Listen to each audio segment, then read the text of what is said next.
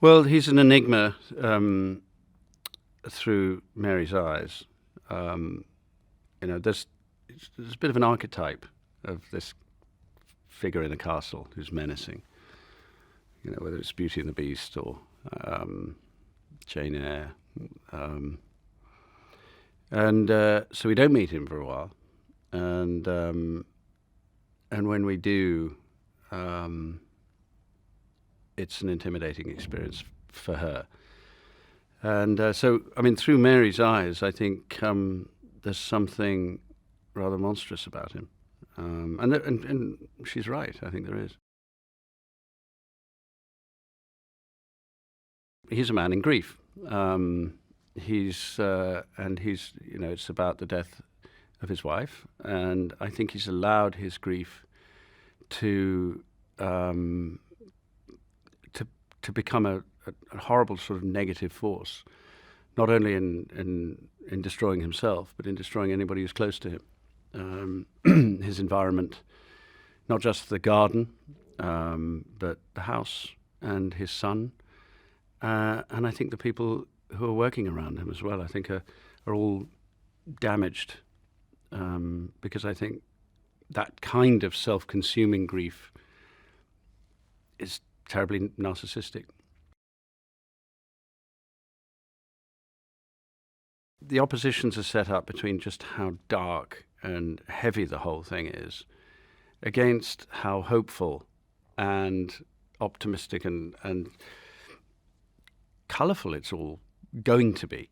And that's all sitting there like a seed in all the characters.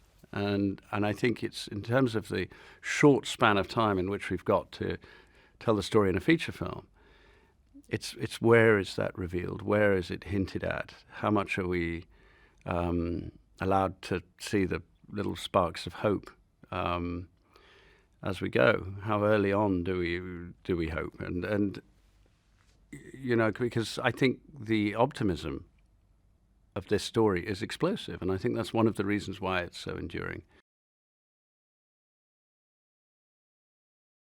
I got quite fired up just looking at design concepts for this.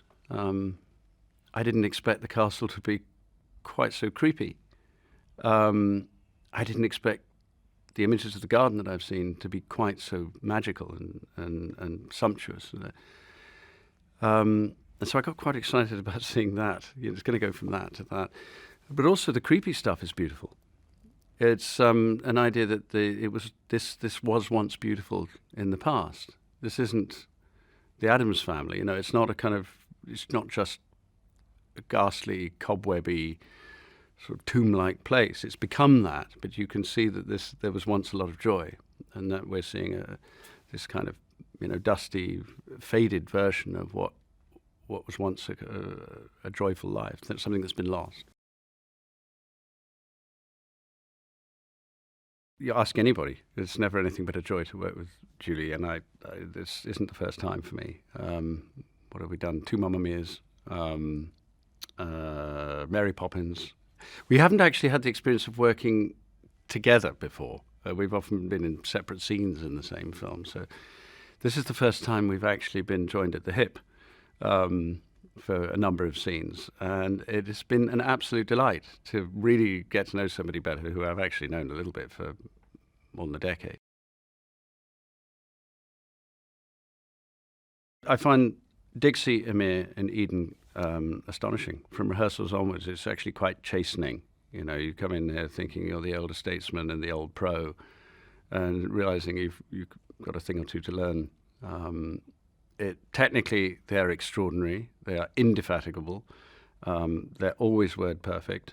And, I'm the one who's getting confused and never, wondering, missing my mark and all that sort of thing. So they put us all to shame. And they're an absolute delight to have around.